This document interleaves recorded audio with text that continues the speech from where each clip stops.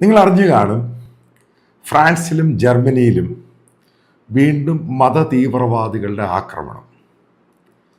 അതിൻ്റെ അകത്ത് ഫ്രാൻസിലുണ്ടായ ആക്രമണം, അതായത് ഇന്നലെയാണ് ഉണ്ടായത്.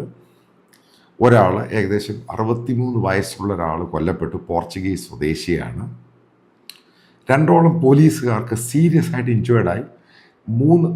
മൂന്നോ നാലോ പോലീസുകാരാണ് ഇഞ്ചേർഡായത്. 2 പേരുടെ ലൈഫ് വളരെ സീരിയസ് ആണ്. കാരണം ഈ കത്തി എടുത്താണ് കുത്തിയേക്കുന്നത്.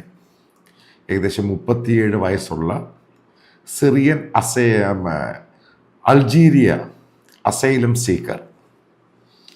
അതേപോലെ തന്നെ ജർമ്മനിയിൽ ഇതേപോലെ കത്തിക്കുത്തുണ്ടായി. ഈ കത്തിയും വെച്ചുകൊണ്ട് സിറിയൻ റെഫ്യൂജി അസൈലം സീക്കർ, ഇവർ 2 പേരുടെ ആപ്ലിക്കേഷൻ തള്ളിക്കളഞ്ഞാണ്.